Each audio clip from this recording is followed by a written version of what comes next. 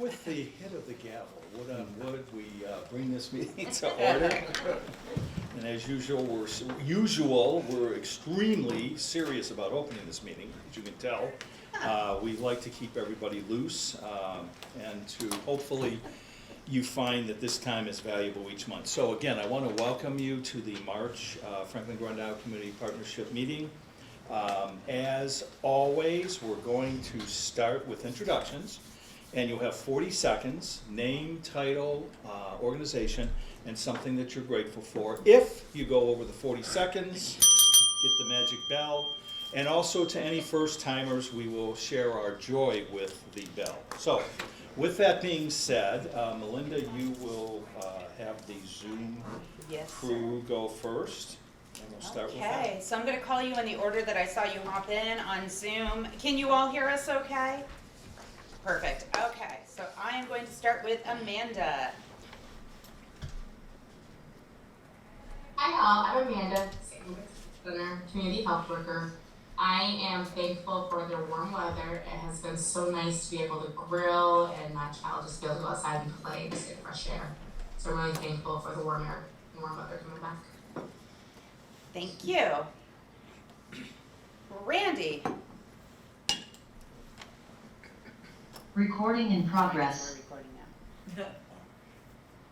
Good morning, my name is Randy, I'm from the Turning Point, Franklin County. I am so grateful for a strong recovery program and support system, and I am so grateful to be a recovery coach at the Turning Point. Yay. And to be here today. Thank you. Awesome. Thank you, Randy. And this is your first meeting, right? Yes, it is. Okay, Randy, party welcome. We hope you know your alma mater song, Randy. Yeah, there's a song and dance at the Song end. and dance at the end. Thank you, Randy. Next person, Matthew. Greetings, my name is Matthew LaFleur. I use he, him pronouns. I'm Vermont Leagues of Cities and Towns Equity Advocate member for all of Vermont, among others. What I'm grateful for is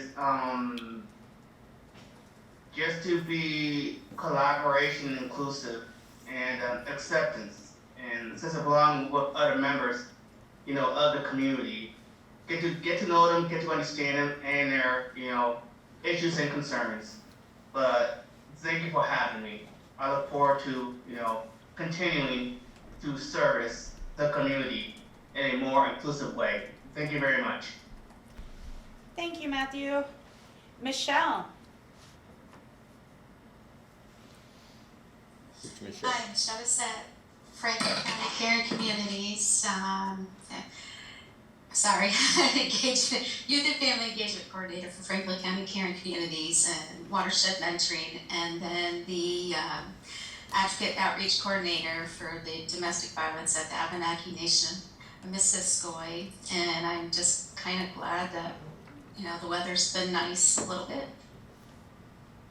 Awesome, thank you. Janine.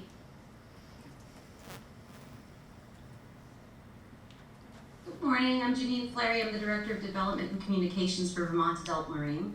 And I'm very grateful for my local library. The South Burlington Library is a beautiful new facility, and I've been working from there when I feel like I really need to get out of the house. And I'm really grateful to have that resource. I'm grateful for all libraries, for the record. Awesome, thank you. Michelle. Michelle Treya, sorry.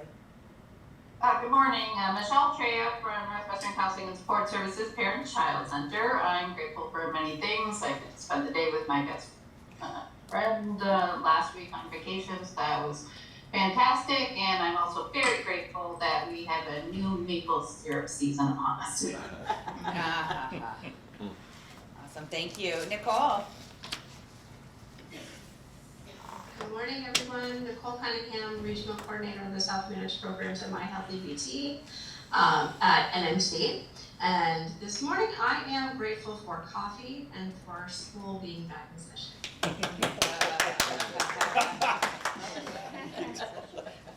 The That is fastest, Denise Parents in the group, clapping. you know. fastest standing ovation I've ever seen. Megan. Good morning. Good morning, everyone. Megan Bridges, Community Impact Manager at United Way of Northwest Vermont. I am grateful for warm temperatures, no snow, and singing birds. Nice. Say- Thank you. Beth. Hi, actually, that's what I'm grateful for. I'm Beth Burgess. I'm a database curator, and marketing specialist at Vermont 211, and I'm grateful for my wild and crazy kitten. Love it. Thank you. Kate. Morning, everybody. I'm Kate. I'm the Vermont Area Manager for AdverHealth. And today I am thankful, like Megan said, that school is back in session very much.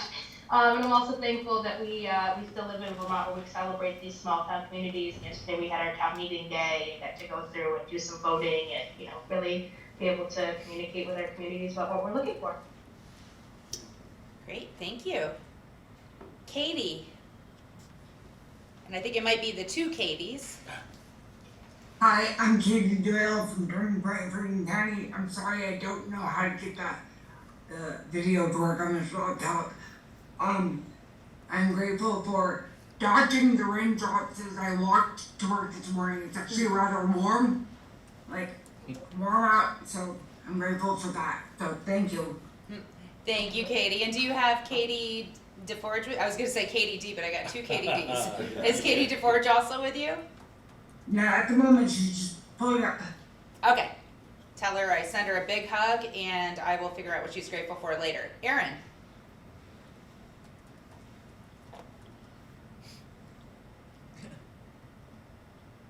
It's fun trying to figure out technology. So we got myself, Erin Creeley here, and also Chad Balin. So I'll start. Erin Creeley from Vermont Department of Health.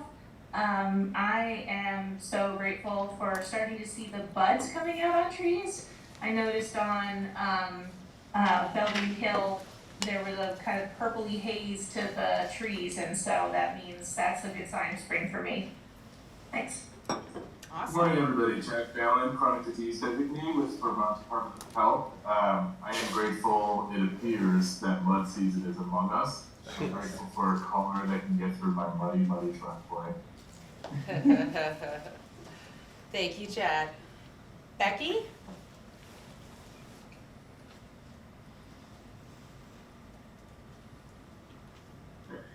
Good morning. I am grateful for the longer days. I'm looking forward to spring forward. Awesome. Thank you. And Senator Irene Renner. Good morning, everyone. Irene Renner, Senator for Chittenden North, which is Milton, Westford, Essex, and Fairfax. I'm grateful to be back home as the legislature is on break for town meeting this week. I will, however, be off camera because I was up way too late watching election results. Awesome. Thank you. Thank you for joining us. Alex. My pleasure.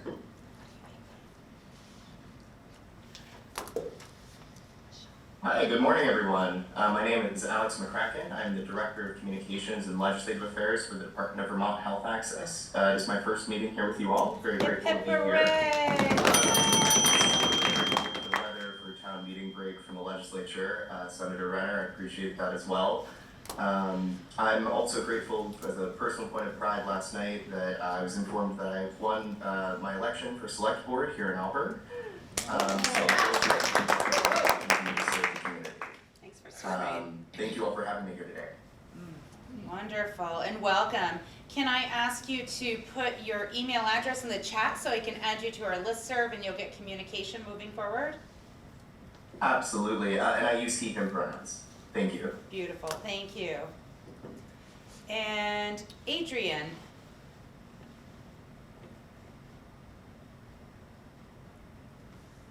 Good morning. Adrian. I work at United Way of Northwest Vermont. I was also going to say I'm grateful for all-wheel drive because I had to drive in the mud every time I see my parents, and I'm not a very confident driver, but I'm actually like, you know what? This is a good technology. Like, I couldn't have done this in the past. We would have just been cut off when the roads were bad, so I'm really grateful for that. Awesome. Thank you, Adrian. Kate?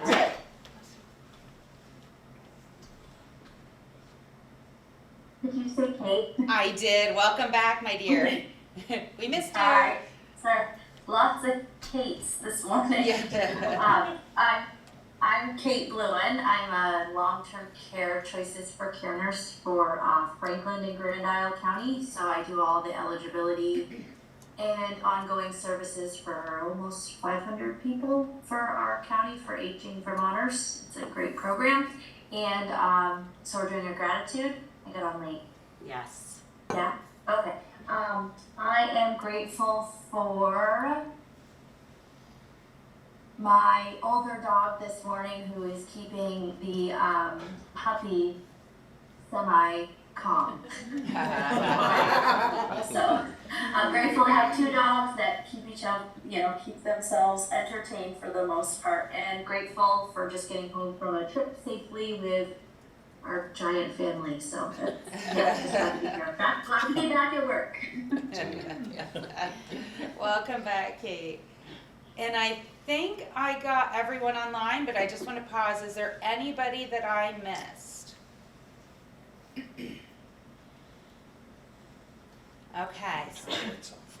So we are going to hop into the room now, and I will start with Denise. Okay. Okay. The lights are on. I know. We do that because it's just easier for everybody to see, Denise, so, and plus with you going first, we wanted to make sure that. People really You're see highlighted. you. I'm just glad I put makeup on this morning. That's maybe what I'm grateful for is I decided to put makeup on and come in person. Denise Smith, I work for Northwest Medical Center. I am grateful, I guess I'm grateful to be able to meet in person today. I got to see Joe twice this week, so that's always a bonus. It's a downer week.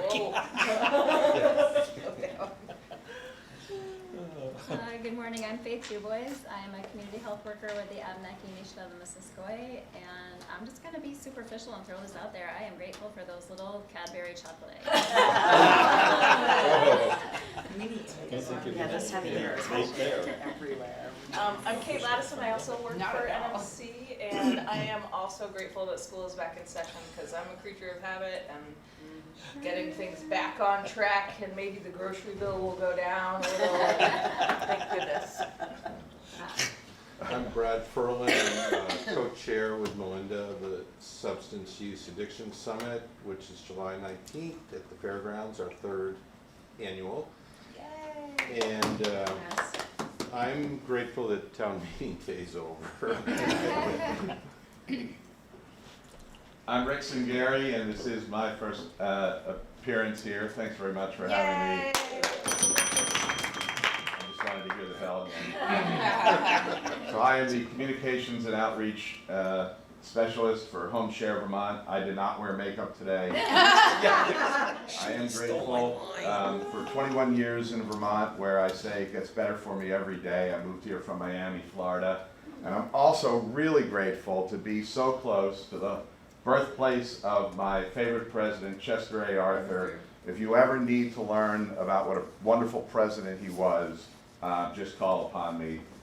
This man owned over 80 pairs of pants. Just one of the great accomplishments of the That'll be the trivia question for next month.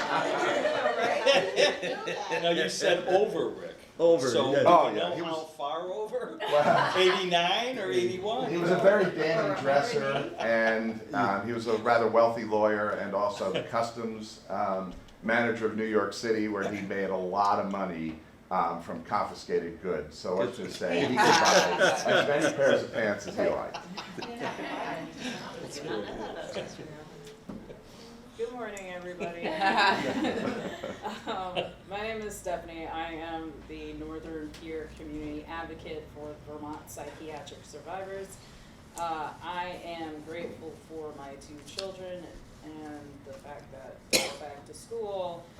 I also second the grocery bill going down there on the list pits.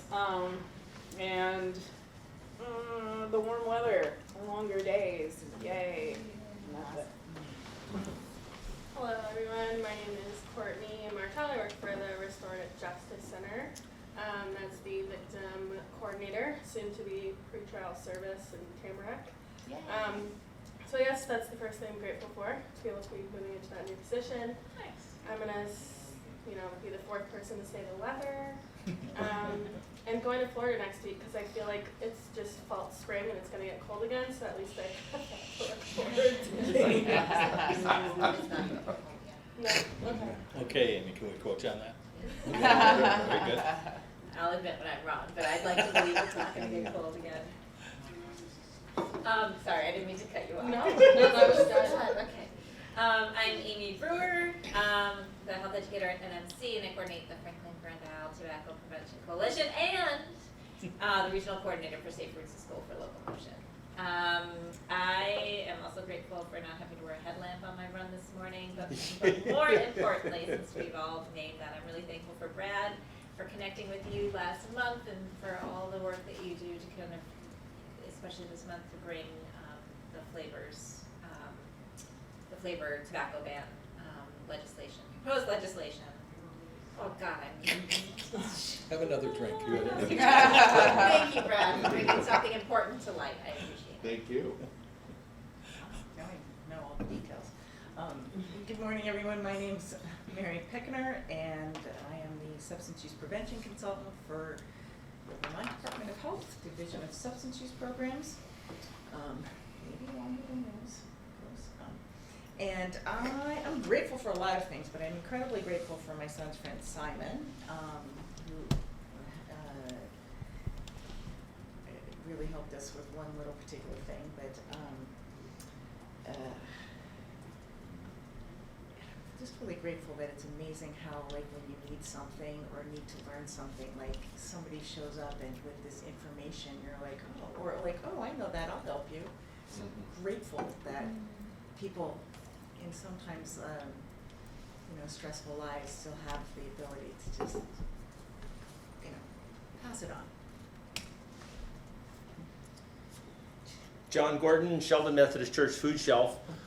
Since Rick stole my line about makeup, I'll have to think of something else. At some point, I will set a new standard for titles that are being held. Currently held by Amy, but I will just blow her away at some point in one of these meetings. But I think today I'm thankful, also libraries, because yes, at the town meeting yesterday, the Fairfield Library reported they have seen just a tremendous uptake in the number of people accessing the library, the programming that they do. So they really have seen a tremendous uptake in the use of the library. And I'm also thankful, just before break, the Sheldon Elementary School did a food drive. They kind of turned it into a contest. The winning class would get a pizza. And Sheldon Elementary School collected 943 pounds of food for the Sheldon Food Shelf. It's more than filled my pickup truck. That's awesome. So I'm gonna, on the 28th of March, they're having it's their next school assembly, and I'm gonna address this. Let's go to the assembly and give a thank you to all the kids for their effort. But that was really something, 943 pounds of food that they collected. Can I just add, if nobody's been to the Fairfield Library, it's the most beautiful. gorgeous It is, yeah, it is. in the world. It's like, It is. It's a beautiful. It It's a is. beautiful build. Amazing. It's a beautiful building, and yeah, it's really nicely set up. I've played classical piano there before, and the atmosphere is a nice one for that type of music. I spoke out of turn. But Me what we too. wanna, well, that's quite all right. Joe's But turn. what we want to know, though, is are they using the Dewey Decimal System? I walked out in the space. The answer. I think the answer's what is that and no. Did they change it really? Going, I don't know. No, they still use it. They do still. Okay. NMC still does. Okay. Just inherently Just not the, yeah, those were horrific. Yeah, nowadays you don't have cars, it's just all on the computer. But I it's all mean, on you the have to computer. go, it was Yeah, some pathetic. libraries still have that though. Well, I would guess that are not as I kind of like tech it. oriented, yeah. Yeah. You kinda like that, is what you're Yeah. saying? Kind of old Okay, well, in spirit and getting I was gonna say, come on, get real here. Look at me and tell me you're old. Yeah. and old in spirit. And look at me and Yeah, Joe. look at Look at me and Yeah, Joe. right. Look at me and Joe and tell us you're old. Tell us you're old, Amy. come on, I need you to blush. All right, wow. It's just a beautiful library. Tough act to follow, Joe. Tough act to- Library Act, Tough yeah. act to follow. So I'm Joe Halko, Director of Community Relations here at NCSS. And what I'm grateful for, a lot of the work that our people do never gets reported. People hopefully get better, et cetera, et cetera. But I am always, because I'm in community relations, very thankful and grateful to individuals who say they want to step forward and they want to share their stories to help others. So for those of you that are not aware, in yesterday's Messenger and also digitally, it was an article about a Enosburg student, high school student, who has what is called the Orange Ribbon Project. Now this month happens to be Self-Harm Awareness Month. She struggled for years with a variety of mental health scenarios. She has now put together what is called a trigger bag, which has all sorts of things in it, like a fidget toy, it has a journal, it has a little tiny, like a teddy bear. A lot of things either from a sensory standpoint or informational standpoint to help people that are struggling with depression, anxiety, maybe suicidal thoughts, self-harm. It's got like tattoos, just all sorts of amazing things in this little bag, which we're gonna make available at all of our front desks at our various locations starting this week. Anyway, my point is, she's Miss Northwestern Teen Vermont. She'll be competing in April. So there was the article tonight on WCAX, supposedly during the 6 o'clock hour will be a interview with her that was done a couple of weeks ago here. And then later this month, she's gonna appear on NCSS's own TV program, NCSS Here For You, all in an effort to try to raise awareness and to help others who are struggling, just like she has struggled in her young life. So I think I've gone over 40 seconds. But anyway, I'm very grateful for her and for her willingness to be able to share her story. As we always say, there's a lot of NCSS clinicians in that who can talk all day, but it's when somebody has lived experience that people will listen and say, oh, okay. So, anyway. Will you pass the article Oh, around? yeah, sure. And with that, Melinda? Yep, so my name is Melinda White. I am the recovery coach supervisor in the emergency department and the Blueprint Mat lead. And I'm also going to share a couple of my board titles just because they're applicable with my gratitude. So I'm also on the board of directors of VTAR, the Vermont Alliance for Recovery Residences, and the Police Advisory Board as a co-chair. And I'm grateful for Brad and the summit that we're working on. We've gotten some amazing sponsors. We've got such great community partners like Diverse Services that are interested in being at the summit. And I'm also grateful for law enforcement lately. They have been amazing, and I think something that I struggle with when working with law enforcement or the emergency department is that they get to see people at their worst. They don't get to see after the fact. And I've had opportunities to share a lot with Northwestern Medical Center on that with the ED staff, and I love the staff there. I've spent a lot more time getting to know them more personally, and being able to share those stories it makes that same shift that happened back with law enforcement when we first started working together. And I'm going to put a shout out. I know I'm biased because I'm on the Police Advisory Board, but for St. Albans Police Department, under Chief Lamont's leadership, we have been light years ahead of some other areas of both Vermont and the country in wanting to shine with the 21st century policing models, with doing the partnerships and the embedded positions, and for them referring people to get help for the underlying issues. They go above and beyond. It's not written in their job description, and there's a few people that I know personally that I have gotten the feedback from them on how helpful the officers were, and I feel like we're really blessed because that's not always the case. So I'm just grateful for community partners, grateful that Franklin County shines with our progressiveness in services being delivered, partnerships being made, and especially these different embedded positions. Yeah, you know what, my arm was gonna go there, I wanted to give you your due, but I was gonna be fair to everybody. And I leave That for is- Florida that tomorrow, is- so if I don't respond to you for Oh, a week and a geez, half, here I'm we go, out. She apologizes. But you know Yes. what, we're gonna have Everybody needs nice a weather vacation. too, though, so, there. I'll Cause bring- Amy said it's not You're at gonna be least- cold again. You're at least going in the right direction. One of my sons flew out of Boston Saturday morning to the Sierra Nevadas to ski. Ooh, Yeah, no thanks. He called Sunday night, called his granddaughter and said, "Oh yeah, there's 10 feet. Yeah, he's right in the middle of the 10 feet of snow." Yeah, that has Sounds been awesome. unbelievable out That's there. great. They had a weekend to remember, for sure. Yeah, you know, typically, who thinks of California and snow, you know, but it's the state that has it all. as far You'll as notice weather there is seems. one person in the room who doesn't seem to appreciate the warm spring weather. She keeps tightening up her shawl. Cold in here. Probably warmer outside. Yeah, very well could be. All right, once again, welcome everybody. Thank you for taking time out of your busy schedules again this month. Before we go to our presentation, we'll do the minute approval of the February 7th meeting, which you had received in your email, and also those that are here have it in front of them. So do I have a motion to approve the February 7th meeting minutes? So moved. So moved, Amy Brewer. Do we have a second? Second. Any further discussion? All in favor, say aye. Aye. Okay. Anybody opposed? Wouldn't that be something if we Yes, actually had it? I wanted to It'd be oppose, but I Melinda, did that. you know, yes. Okay. So now we're going to move on, excuse me, to our monthly presentation. And I think you'll find this a fascinating discussion on the Home Share Vermont program that Rick has been working for quite some time. And he's got some really interesting news to share with you about our region, and the program overall. So Rick, the floor is yours. Thank you. Well, thank you for having me. We're going to start with a film that is now a movie that I've now watched more than any other in my life. It used to be, seems like old times with Chevy Chase and Goldie Hawn, but now it's the Home Share Video. While we're showing that, it's about 5 or 6 minutes.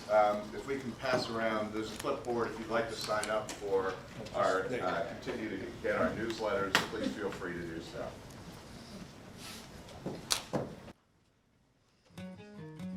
It's a little lonely here. It's nice to have somebody in the house. Just pleasant to have somebody else around that, you know, you can talk to. And now that I'm retired, I go away for the summer for 3 months. And it's nice to have somebody here. Well, I have had very good luck with home share. I've had probably 6 or 7 home shares. A lot of them are young people or people who have just, had a divorce and need a place to live, so they don't, some of them stay a year, year and a half. And some of them, I was surprised, a young 21-year-old male, I thought that wouldn't work out, but that was fine. I mean, all of them have been positive. And it's so nice because home share does background checks and in the 2-week trial, and the interviews really make you feel comfortable with the person that's coming. And you don't have to make a decision right away. And even with a 2-week trial, people, can say no or yes. Sometimes with home share, there's an agreement for like services or, some kind of expectation. So in this case, Sandy's expectations at the moment is just to have somebody here. She's going to be gone for part of the summer.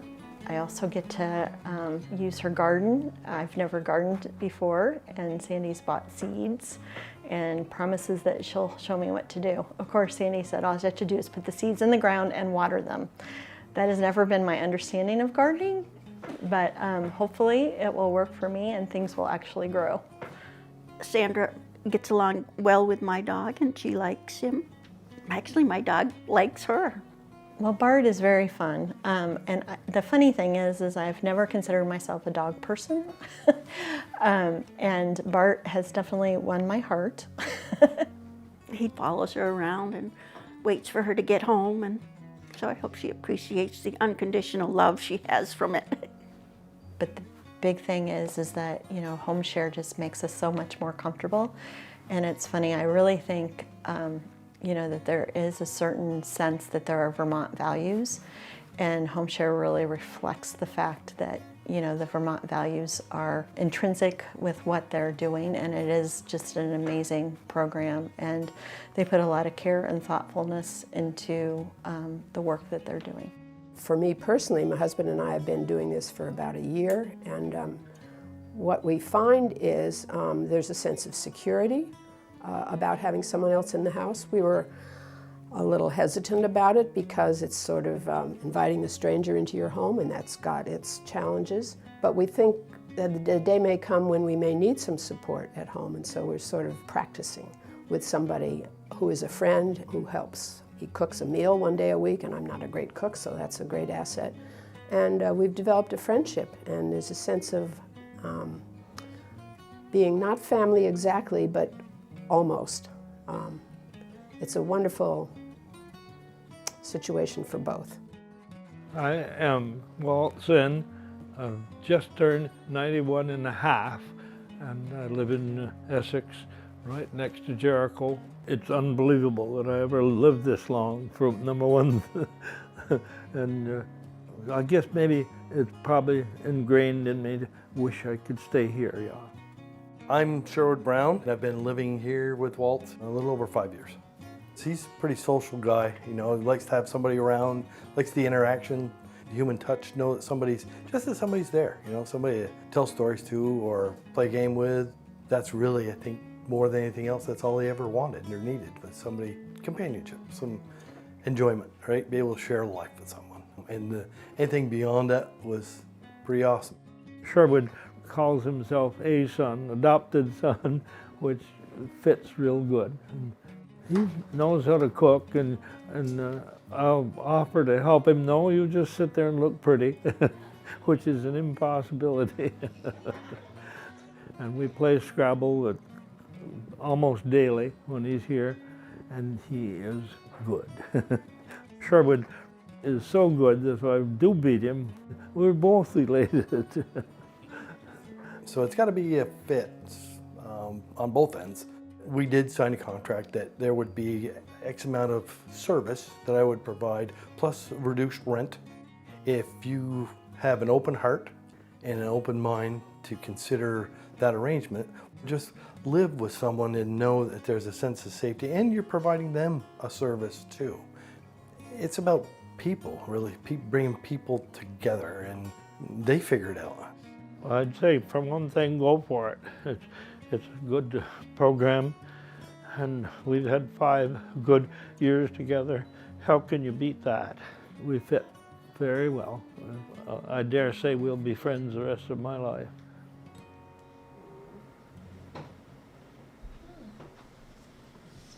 I will tell you that the best actor in a Home Share Vermont video, actually Bart lost out to Walt.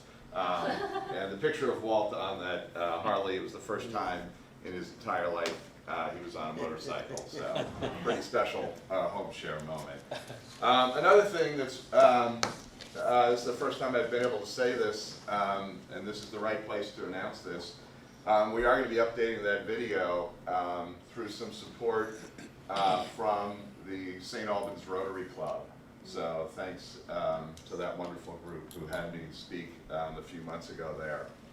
So I'm going to show you a PowerPoint video, and what I really hope comes across is what home sharing is all about and who this might be good for, and if you know anyone who could benefit from home sharing, either as a host or a guest, you'll know enough to suggest what it might be, how it might help them, and then we'd be happy to answer any questions if they have them about home sharing. And throughout the presentation, feel free to ask questions I'm happy to answer as we go along. First of all, what's really interesting is that we have been in existence for 42 years.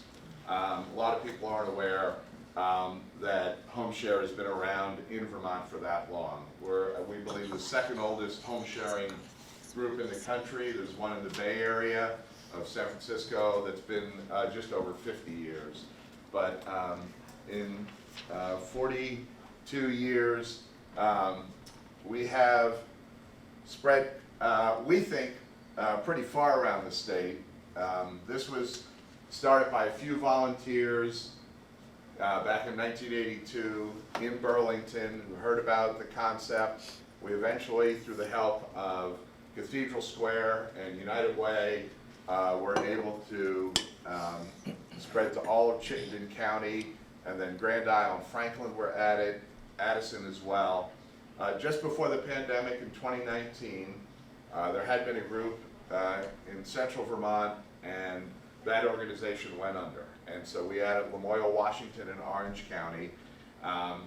We were able to add a full-time case manager about a year and a half ago, and a second case manager for central Vermont just recently. And so even bigger, this past October, through additional funding from the state of Vermont, through the legislature, we're able to add most of Windsor County. We've partnered there with a senior center that had a small program who consulted with us and launched about 4 years ago. And now we have most of Windsor County. We added a few towns in Rutland County, and then 3 up in the Northeast Kingdom. We're in Greensboro, Hardwick, and Craftsbury in the Kingdom. We still have a lot of territory to cover, but that is one of our strategic goals, is to be able to provide home sharing to everyone in Vermont. So what home sharing does is it can provide for the host extra income or help around the home. And I'll explain more of what a home sharing agreement can entail. You saw some of that with Walton Sherwood. It definitely reduces social isolation. And boy, if we learned anything from the pandemic, how devastating social isolation can be. I saw it with my own mother back in Pennsylvania, who cut off from family and friends, deteriorated pretty rapidly. She doesn't drive or didn't drive, and so it was really difficult for her. For older Vermonters, it's a great way to age in place, but keep in mind this is not just for older Vermonters.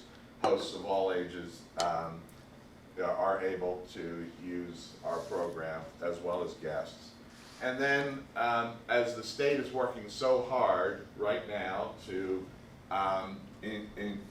increase the amount of housing we have, which is really important, this uses housing stock that's already in existence. It's people's homes that are built and ready.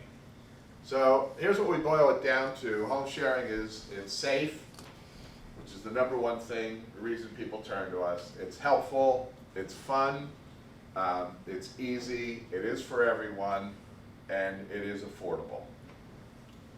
So as far as being safe, I will tell you, we have a host down in Weybridge who is on her 3rd guest, and she tells us that we are worse than the CIA and the FBI put together, thank God. And it really is the #1 reason people cite for using home share.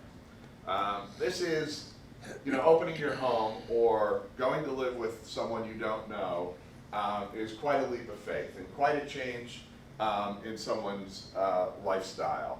And so what we do is we do 6 different background checks, and then 3 reference checks plus a landlord check for a guest. And that's before anyone's ever introduced to another individual. And that's host and guest. Everyone who applies to Home Share Vermont will have 6 background checks and 4 reference checks done.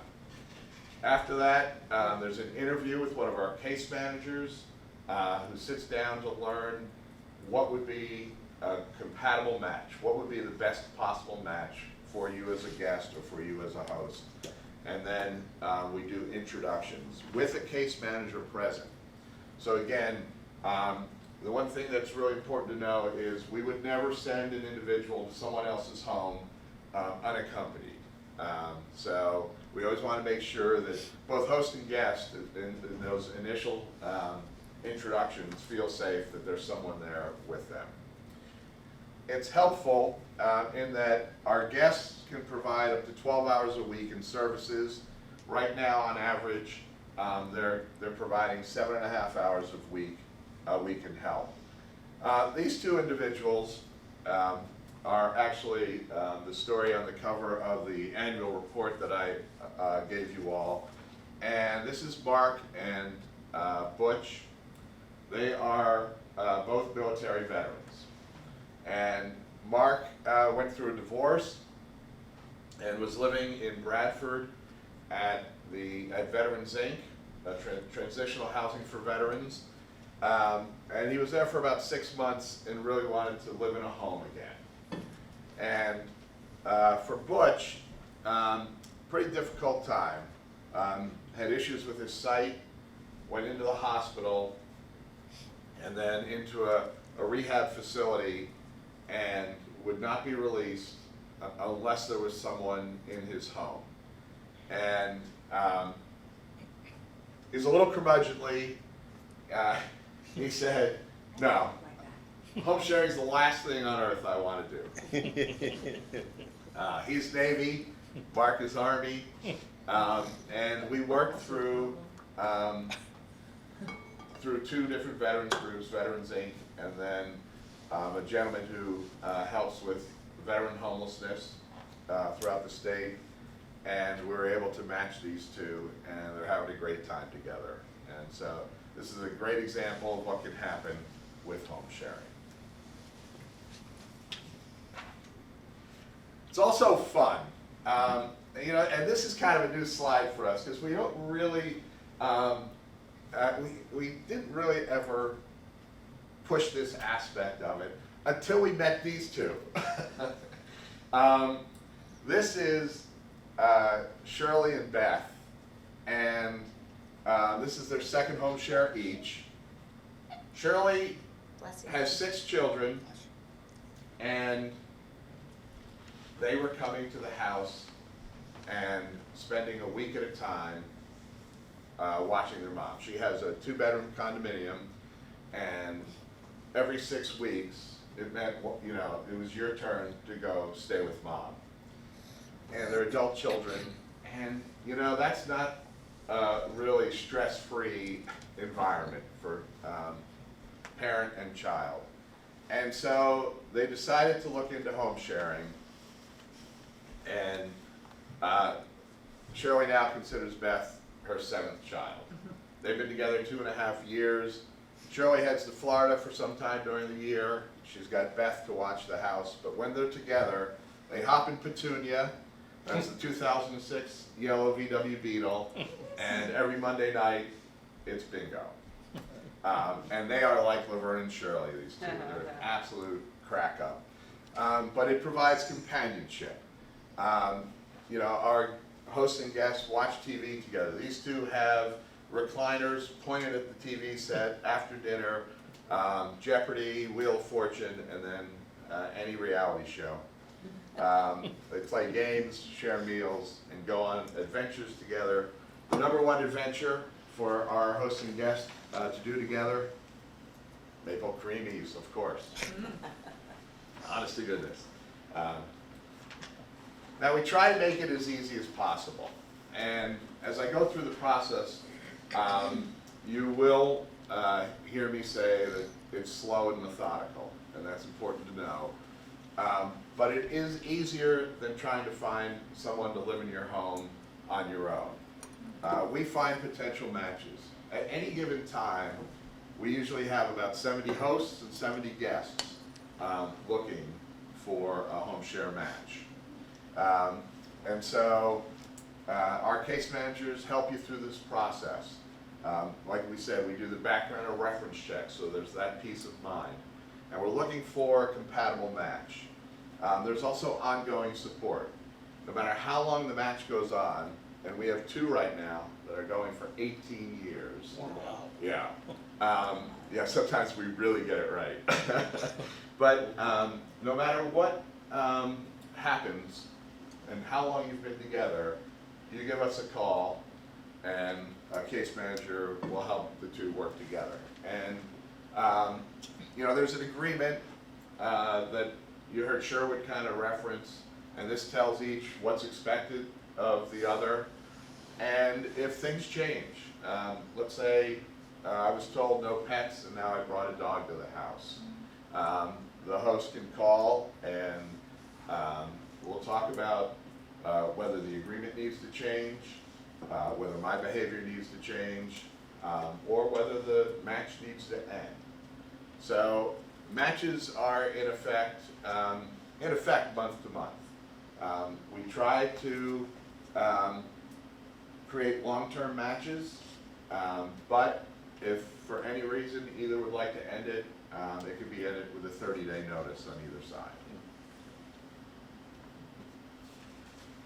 So a lot of people think this is for young guests and older hosts, but you should know that there's no age or income requirement to work with us. So anyone who applies will work to find a match. On the host side, we have hosts from 27 to 98 right now.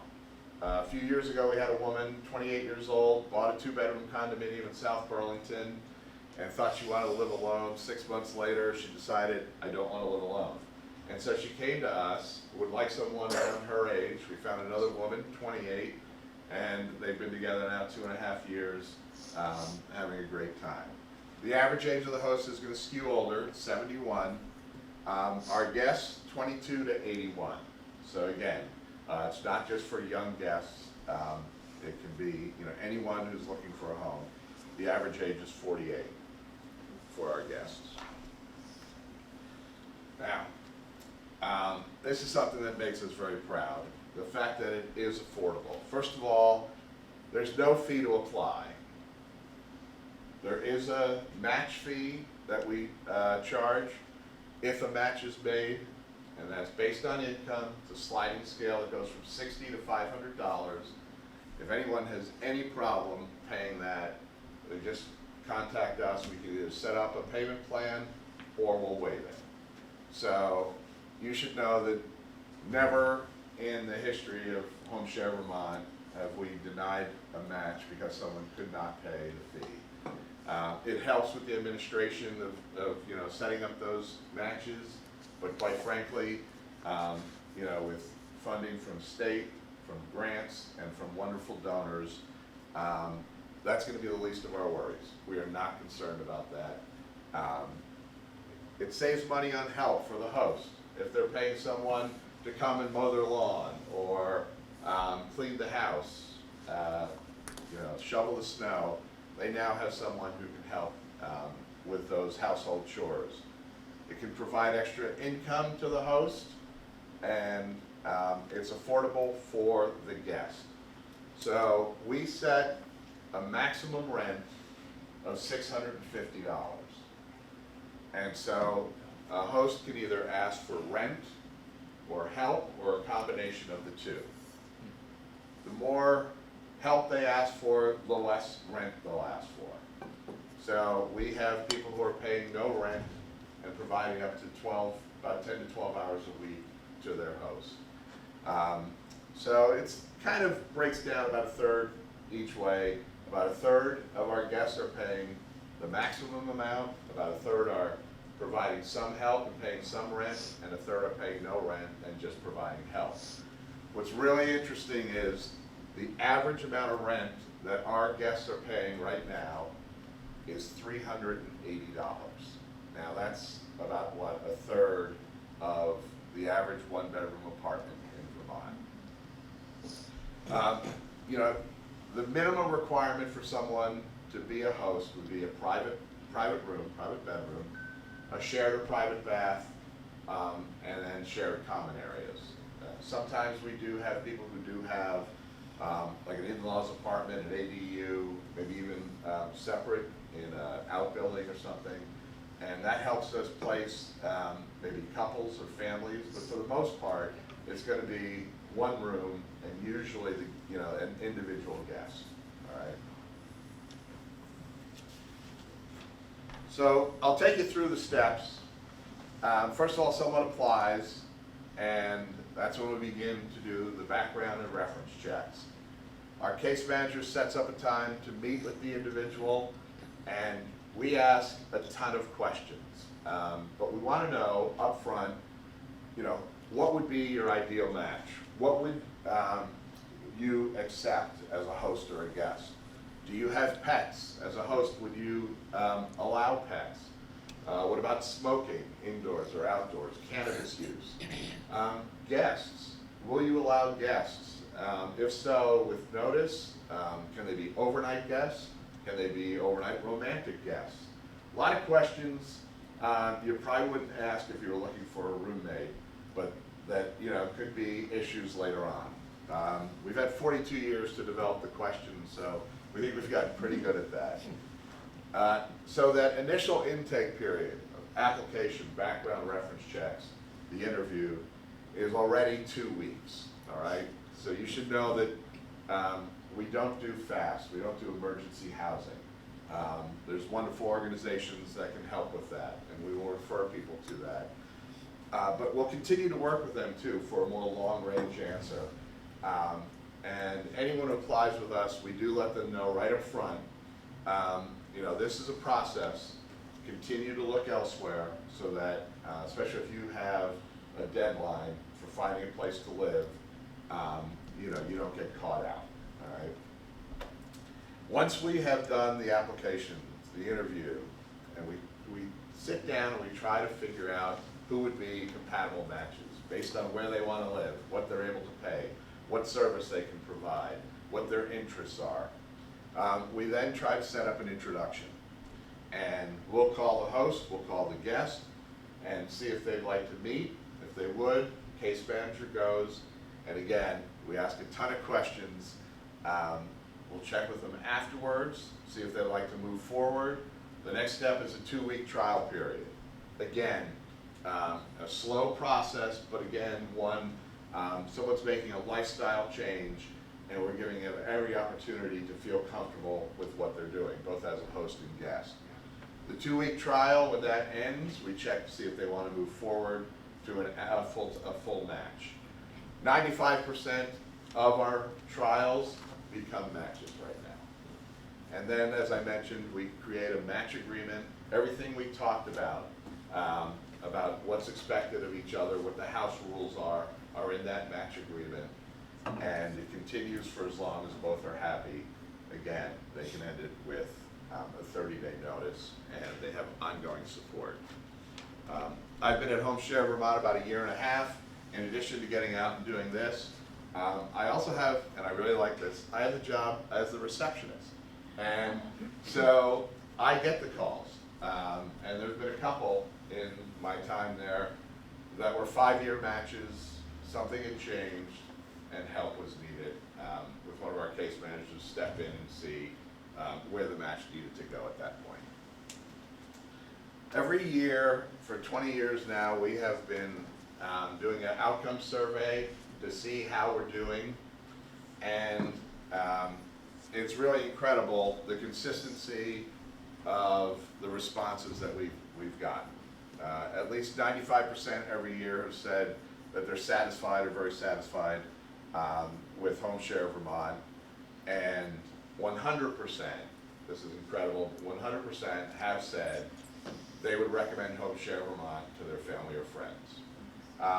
And then I just think of those volunteers who started this 42 years ago, probably thought this is a great concept, great idea, but probably never had in their mind that people would feel safer, they would eat better, sleep better, and we find that consistently that these are things that happen.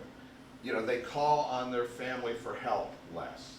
Their relationship with their adult children improves because there's someone there to make sure that their parent is okay if that's the situation. And they don't have to rush over there 4, 5, 6 times a week.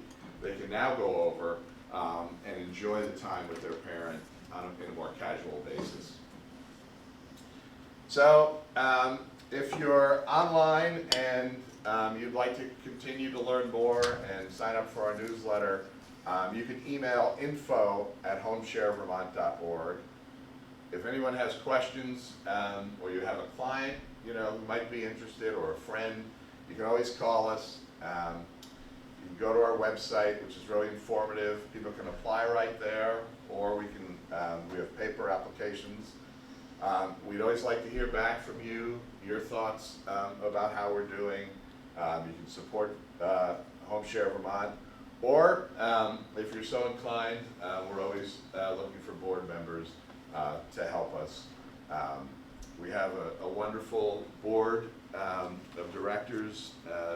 They're helping us with an open house coming up in Montpelier. We've got a big raffle that we do every year that we just launched a few weeks ago.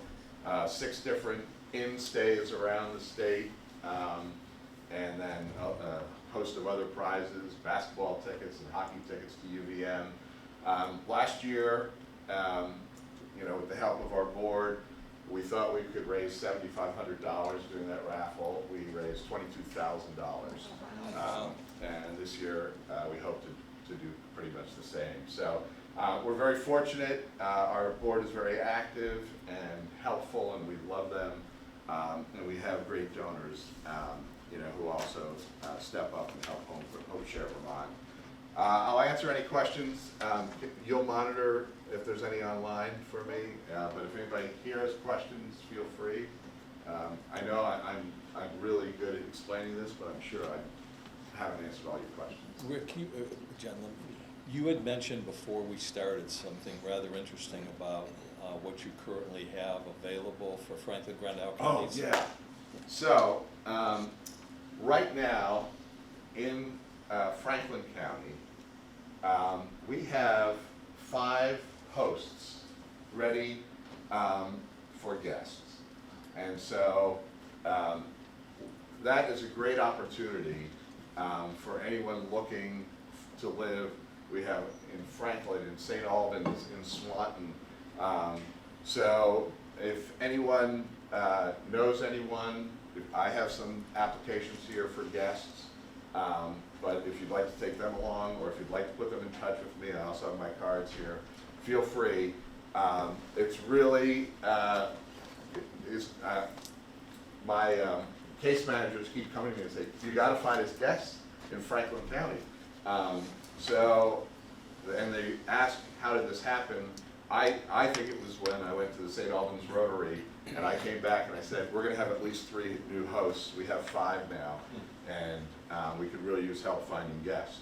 In Grand Isle County, we can use hosts. So again, anyone in Grand Isle County who knows of any individuals who have a home whom this might be a benefit for, again, you can put them in touch with me. Thanks, Joe, for reminding me of that. Yeah, it's really important.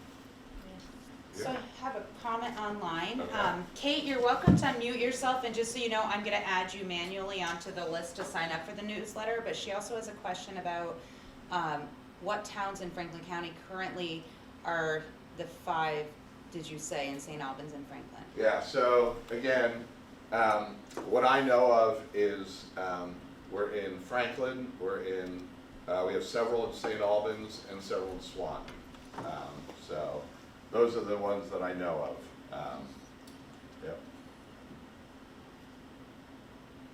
I have a question. For the background check process, a lot of the people that work at the Restorative Justice Center deal with people who have a background, like some sort of criminal background. Is the background check to, like, if they have anything on their background, are they not eligible, or is it to kind of like see so that you can, during the interview process, talk to them more about what shows up? That's a great question. So first of all, if someone has been convicted of a crime against person or property, we cannot work with them. Okay. And that is, to protect both host and guest. Now, we have a lot of traffic violations, or something that is a bit minor and that happened 20 years ago.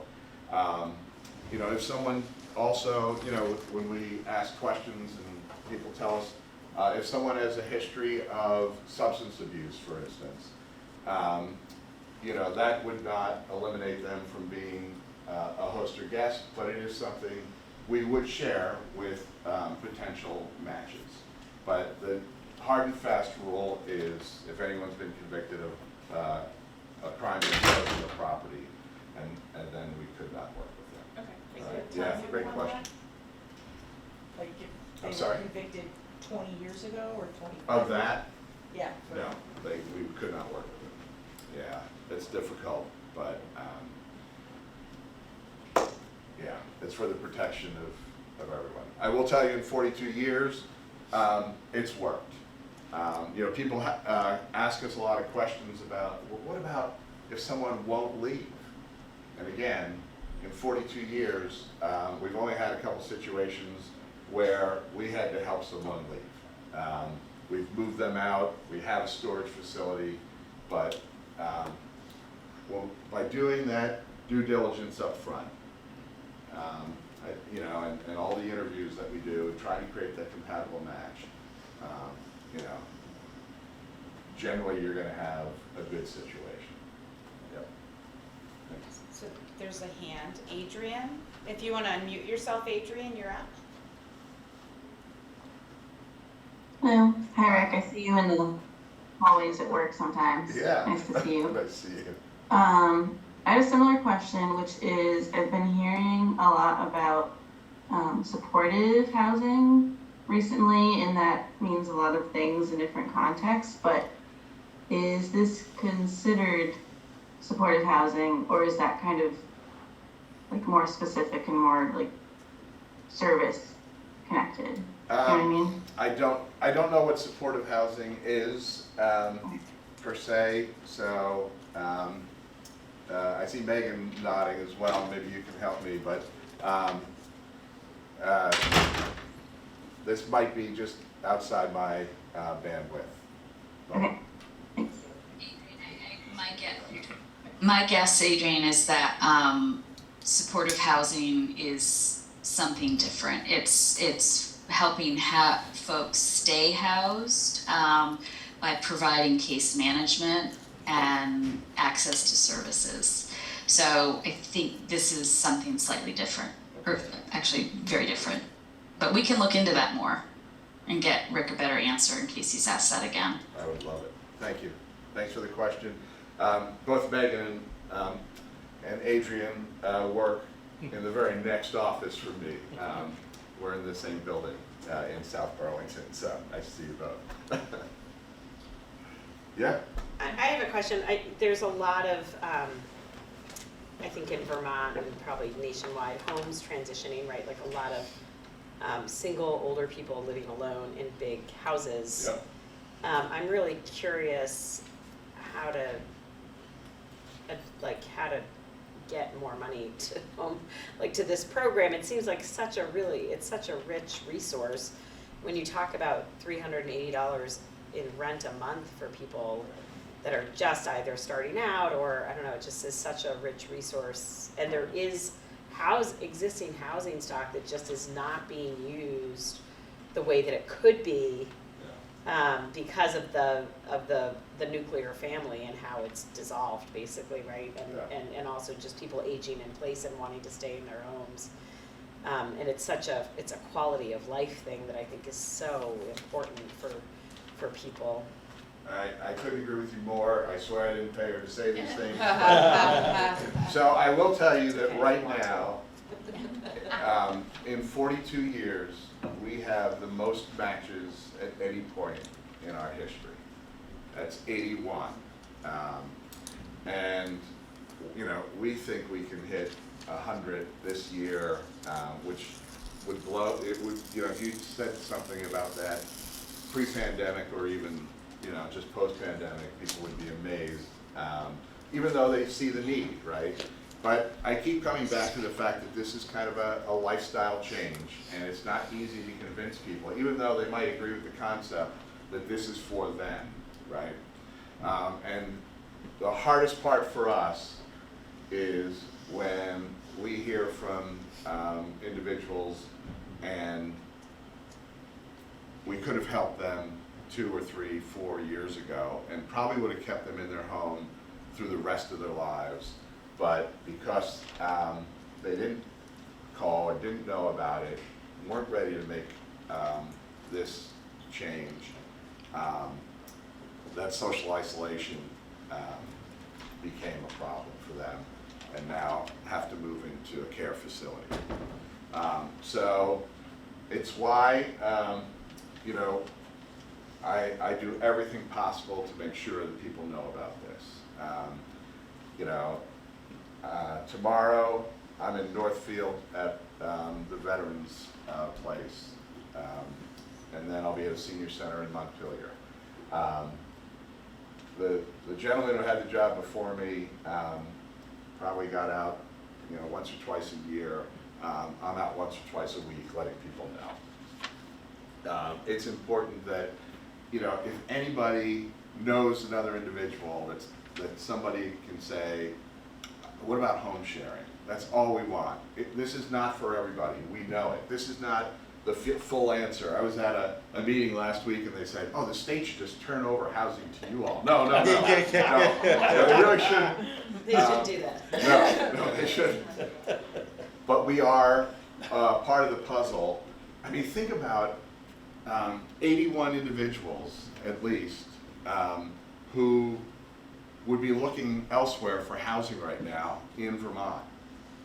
Think about 81 individuals who might not be able to stay in their home, you know, because if it wasn't for home sharing, right? So it really does fill a need, and we know there's many more individuals who would benefit from this, but we're working hard to find those people, get the word out, and make sure they know that this is an option for them. So, yeah, it's on us. Thanks for that. That's Yeah. good. Yeah. Really quick question, selfishly motivated, is there a similar program in New Hampshire? No. I know. I know. I had to go to Sullivan, New Hampshire. Do you know where Sullivan is? No. It's above Keene, and the town had me come and talk about what we do.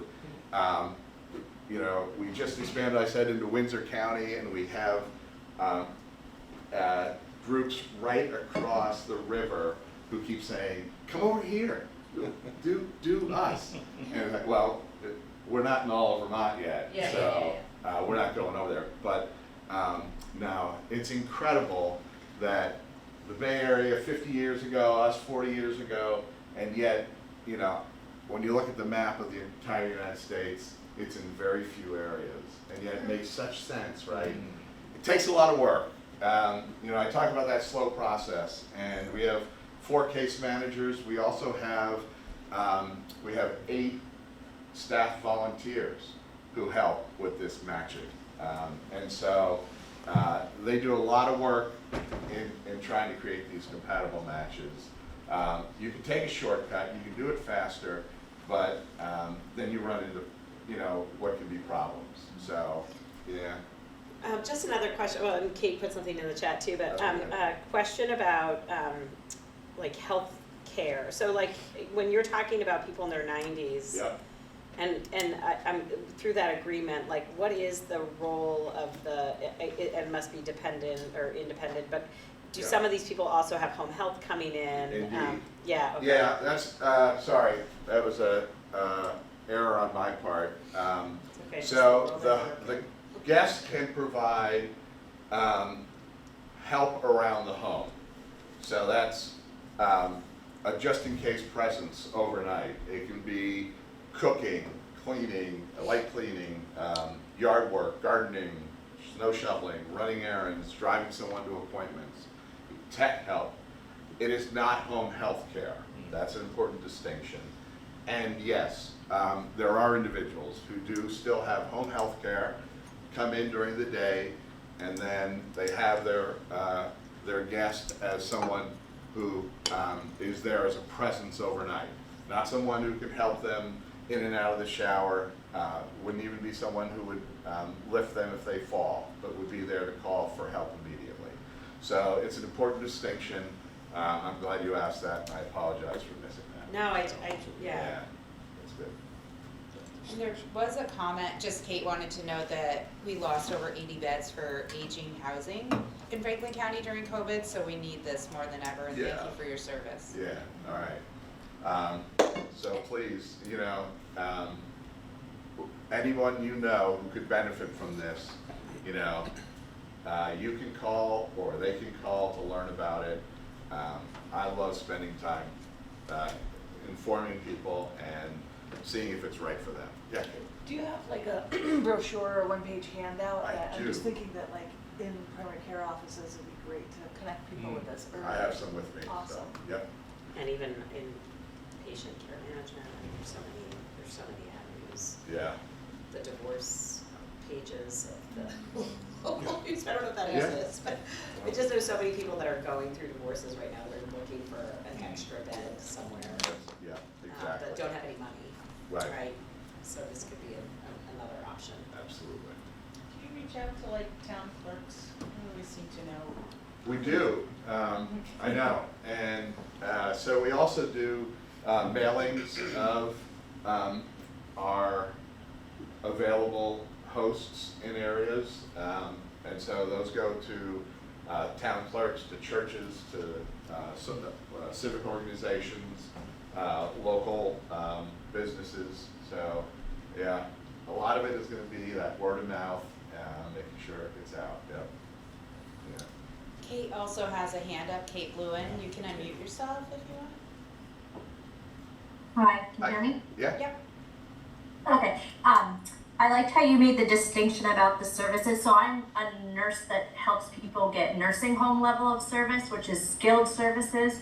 And what you were talking about is that homemaker service, like the all the not physical care. And I just want to reiterate that we have long wait lists for that service for people to get in their homes. So again, a plug for home share as well, because it allows them to get that service embedded. I'm taking a guess, but I bet a lot of people that are on the home share to want to share their home are probably on a wait list for that homemaker service. So it's not only providing housing for people in less isolation, it also gives them that ability to have people giving service to them that they are sitting on a wait list for funding from other resources. So, so all those things, what we call in the home health world are homemaker services that are very essential for keeping people in their homes. Just a plug for that. Thanks, Kate. I will tell you, when we're trying to create that match, the host might have home health care coming in during the day. And so what they would like is a guest who does not work remotely, who goes away for 40 hours a week, right? Who's gone for 8 hours a day because they have their home health care person in, or they just want some time on their own. And so it's an important question to ask, right? The good match for them would not be someone who's hanging out there, all day, every day. They want a little freedom. Others might need, the time, someone available during the day to run into doctor's appointments or pick things up for them. And so all those questions are asked as we try to create those compatible matches and see if it would work for someone. So, yeah. These are great comments and questions. Thank you. Any other questions? You can really see as we're talking about this, why that process is so methodical and important, so that on the back end, as Rick said, you don't have a lot of matches that don't work. So it's great work. The other thing, takeaway too, is Franklin, a couple in Swanton and a couple in St. Albans that are ready to do a match if we can find people that are looking for a place to live and to help. I heard, I think John mentioned before the meeting, a company up in Yeah, K-Tech up in Ridgeford is, Can't find, they're supposedly gonna employees. close down because they can't get the workforce. And a lot of the problem with finding workforce is housing for that workforce. So think about that as well, that, you know, if you're talking to people who are having problems finding individuals to move to the area, that this, you know, again, it's not, we're not gonna be able to bring in a workforce of 80 people and house them, but this is one possible answer that could help as they're hiring individuals. So I'll give you one more Chester A. Arthur bit of trivia. It was Chester A. Arthur who converted our Navy, which was a laughing stock on the high seas, that converted them from wooden ships to steel ships. Born right here. So, Don't you love them now? Yeah. This will be bad. He stole the show. Stole, yeah. Oh, Anyway, pretty bad. Where's that now? Yeah, I know. Well, Rick, thank you very much. This has been. It is a terrific program, and you know, I'm hopeful, which I'm sure all of you are, is that can find the 5 matches for those that are ready to go sooner rather than later, especially in today's climate. And for those of you that want to go, they're going to be paving more of Chester A. Arthur Road this summer. It's good news. The bad news is that they're going to be repairing the bridge that's right in Fairfield Center on Route 36. And so for almost the whole month of July, traffic on Route 36, instead of going through, it's going to have to go Fairfield Center. It's going to have to go up Chester A. Arthur Road and back down into East Fairfield. It's going to have to be diverted because Route 36, the bridge right there below the store in Fairfield Center is going to be closed for most of the month of July. They're repairing the bridge. This might be the most times that Chester A. Arthur has been mentioned in a meeting. I would say that yes, and it's fascinating, you know, because again, it's like amongst us, and yet we add don't. paving Chester A. Arthur Road to your Chester A. Arthur trivia. So you won't need any all-wheel drive vehicle.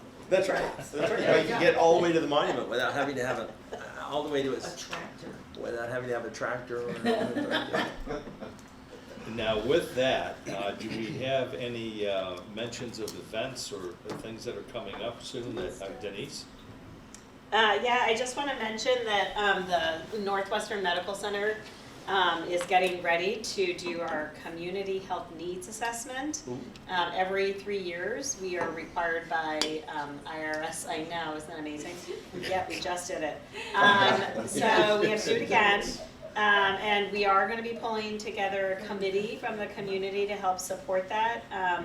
I don't know that it's going to be weekly meetings, but it's again another short time frame to get the health data that we need, as well as possibly do some key informant interviews and focus groups. So if anybody's interested in helping to inform the community health needs assessment, so it would be the 2024-25 CHNA. We do have a webpage on our Northwestern Medical Center under the community resources.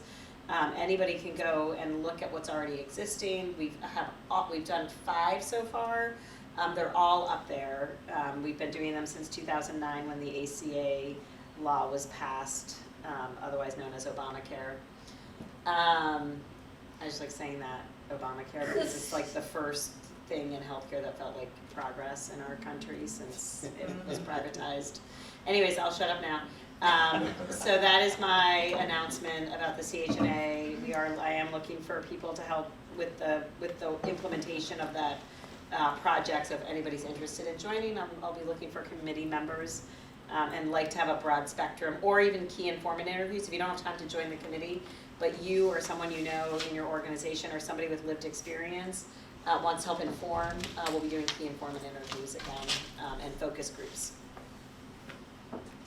Thank you. Last call.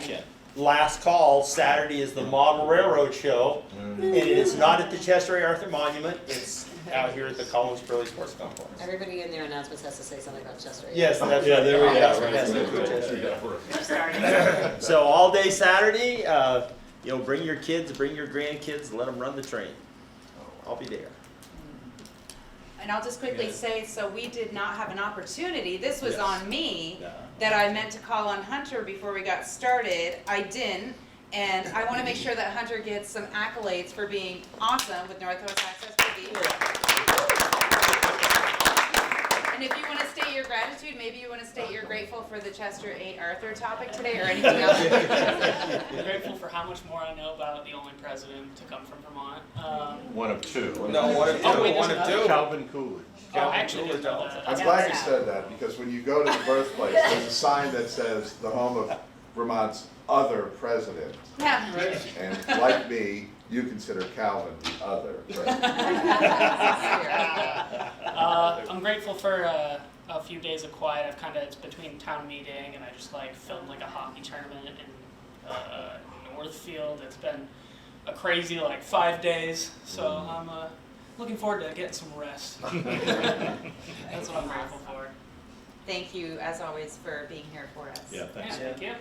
Yeah. And And you didn't need to put your makeup on, so. Yeah, behind the camera, thankfully. Never wearing makeup again. I guess not. I just want to share, because I think we're going to need help getting the word out there that NMC is going to be doing a Paint and Prevent to do some breast imaging for folks who have breast tissue. In this case, we are really focusing on folks who may not easily identify as female or who are trans. So we're really doing a kind of an LGBTQIA focused Paint and Prevent. It'll be during kind of the month of June during Pride. So if you know people who need breast imaging for breast cancer, who don't fit into what many think is a kind of traditional mammogram category, have them keep an eye open. It's going to be free, both the painting and the screening. Couple things I have, after the train show this weekend at Collins Pearly, next weekend, the 16th and 17th, will be the 30th annual Rotary Home and Recreation Oh, yeah. Expo. And by the way, it's the 30th annual of that, and it's the Rotary Club's 100th anniversary this year as well. So they've been around a long time. But anyway, for the 30th, there's going to be a lot of exciting, different things that we haven't done before. We're going to have Charlie Nardozzi there to talk about gardening on Saturday, who's well known and got quite a following. We're going to have lots of things for kids, to little reptiles, all sorts of things going on. For them, some different food offerings, et cetera, et cetera. So anyway, it'll be a good time for the family, and if you don't have a good time, you can complain to me. So there's that. The other thing I want to mention, on March 27th, and I should have brought the flyer in, our medical director, Dr. Harris Strokoff, will be giving a presentation at Fairfield Elementary School, doing this in conjunction with NCSS, and it's on the topic of social media and everything that evolves out of that on young people, including anxiety, depression, suicidal thoughts, all that. So it's going to be a very, I think, in-depth discussion about social media in youth. So that'll be 5:30 on March 27th at Fairfield Elementary. So. The next day, March 28th at 7 o'clock, is the public screening of Bess O'Brien's documentary on food insecurity called Just Getting By. So the Weldon Theater, it's free, open to the public, 7 o'clock on the 28th, 7 o'clock on the 28th. Popcorn? I don't know if they're gonna have that popcorn maker. Well, I've been told that I'm in the movie, so. Yeah, so you. If nothing else, come and see me. Yeah. Will you be selling, having signed posters or whatever? There is a note in the chat too, just to back up a little bit to Amy. So Erin had wanted to ask if NMC connected with the St. Albans Pride Corps and the St. Albans LGBTQIA. So maybe connect with Erin Creeley if you haven't, and it looks like maybe you have, because I see nods, so. And then I also see, Erin, can you give me your contact info for the, okay, so that's for people within. Also worth celebrating, St. Albans is having its first annual Pride Weekend June 7th through the 9th, and there's a link in the chat that Erin Creeley has, and I'm sure if you would like her to email it to you, you can just send her an email. And what they have planned sounds amazing, like 3 days plus of just some great events. Awesome. Vermont 211 may want to add those groups to its database. Awesome. Anything, and of course, April 8th. Yay! Happy Eclipse Day! But let us also know and realize we are going to be inundated with people. Yes. Inundated. So I think that's something of note. Hospital especially. Because I mean, we're not talking about like an extra 1,000 people. We're talking a big number, I believe. So that'll be interesting on the 8th. The only other thing I'll throw out, just so this group knows and it's on record, so I am going to be away for a little while, which means the weekly updates will not be done for a little bit. So if you have anything super time sensitive, if you can send that to me within the next hour, I'll work on getting an update out before the end of the day. Otherwise, it'll go in the following one, which will be the week after next. So the clock is ticking. And Alex has a hand raised. You're up. Hi, yeah, I have two really quick announcements. The first one is dovetailing with the exciting events we have planned for the Eclipse in this part of Vermont. I just want to let everybody know that here in Albert we have a Totality Festival planned, the full 3 days of the Eclipse, Saturday, Sunday, Monday. It's going to be a lot of fun. We've got live music, vendors, whole community involvement planned for that weekend. So if anybody has things they want to bring to us as far as events, for businesses that want to get involved, groups that want to get involved to get some visibility for this, please let me know. Feel free to reach out to me anytime. I'm the chair of the board for that project, so I'm happy to help get that moving. On a less fun note, I do want to note as well that I'm sure many of you have been experiencing issues with Change Healthcare's cyber attack in the last couple weeks here. I want to offer myself as a resource for anybody that might be experiencing issues with that. We have been hard at work here at the Department of Mental Health Access to try to address that as quickly as we can with our partners, our pharmacies, and our members. We understand that it's not an ideal situation, and I'm here as a resource for anybody impacted. Thank you. Alex, you're really garbled. I can't hear anything you just said. I caught some of it, but maybe just repeat, especially that last part. Just talk slower. Or maybe Or turn in your, the chat. or turn your video off. Turn your video. I'm going to try turning my video off and see if that helps. Oh, I love your dog. Sorry, I love this dog. Okay. Okay, try that. So I'll try to repeat myself a little slower here. So I know many folks have probably been experiencing some issues with the Change Healthcare cyber attack in the last couple of weeks here. We at the Department of Vermont Health Access have been hard at work to address this issue and to stay in constant contact with pharmacies and partners and members on this issue. If you have any issues with this, please feel free to reach out to me and use me as a resource. I'm part of the state's response to this attack, and I'm happy to be as helpful as I can be. Thank you. Okay, thanks, Alex. That came over much better. Yeah. Your dog is beautiful. Thank you. He knows. Yeah, don't they though? Let me guess, his name is Chester Arthur. Keely, named after the dwarf and the hobbit, but I really missed an opportunity there. But he answers to Chester A. Arthur. That's all. Yeah. With food. Okay. Thank you all. Thank you. Thank you, Alex. Anyone else? All right, with that, we will be reconvening on April the 3rd. It's hard to believe we're going to be through a quarter of the year already. But anyway, we will reconvene on April 3rd, both in this room and via Zoom. Once again, I want to thank all of you for taking time out of your busy schedules this month. And, have a great month. Keep doing the great work that you're doing for our community. The people that you're impacting are very thankful, even though they may not always express it that way. So, with that, the meeting is adjourned. Have a great month, everybody. Great job, Rick. Okay.